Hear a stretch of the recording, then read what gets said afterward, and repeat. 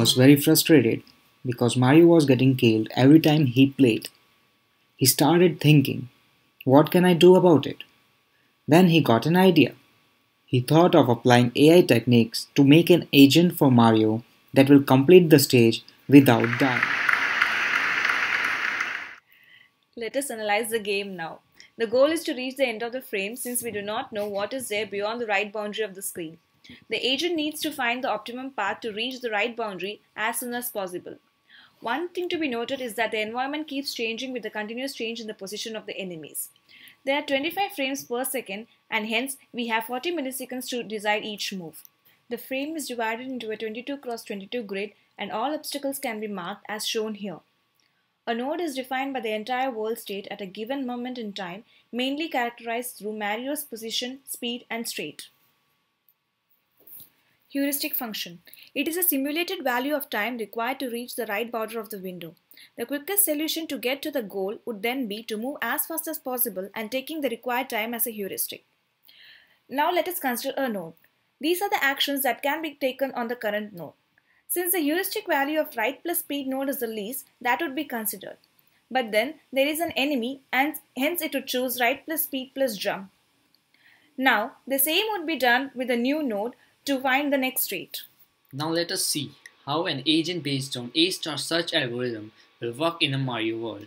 The environment is deterministic, means we know the position of enemies and obstacles at every moment. So the algorithm is as follows. At every frame, Mario is going to find a path till the goal state or till the timeout happens. So let us consider the frame 0 of an example initial state. At this state, Mario has several options to make a move. But be careful, the enemies are also going to move. As the physics of the game is known, we can predict the position of all enemies in the next frame. The agent stores the path cost plus heuristic function value of all possible moves in a priority queue and takes a move which has the minimum cost plus heuristic value. The heuristic function gives the minimum value for the move right plus speed as it makes the maximum progress towards the goal by keeping the Mario safe. So this move is recorded in the path. Please note, the Mario has not moved. It's still there. We are just trying to find the optimal path from initial state to goal state. Now again, the agent adds all the moves in the priority queue and picks the move which is at the front of the queue. In this case, also it is the right plus speed move. The agent has simulated the game for the next 2 frames, so let's proceed ahead. Now here things get little tricky. The heuristic function gives a very high value for the move right and right plus speed, as these moves will get the Mario killed.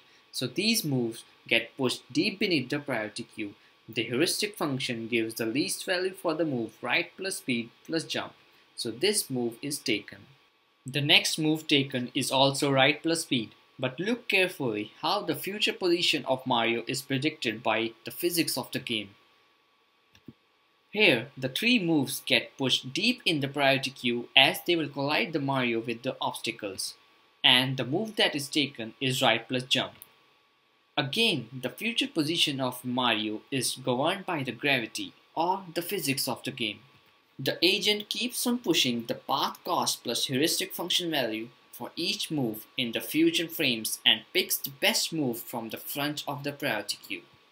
And hey, the Mario reached the goal! The predicted path, marked in red, is optimal if the heuristic function is admissible. Please note, the Mario has found a path, but it has just to make the first move.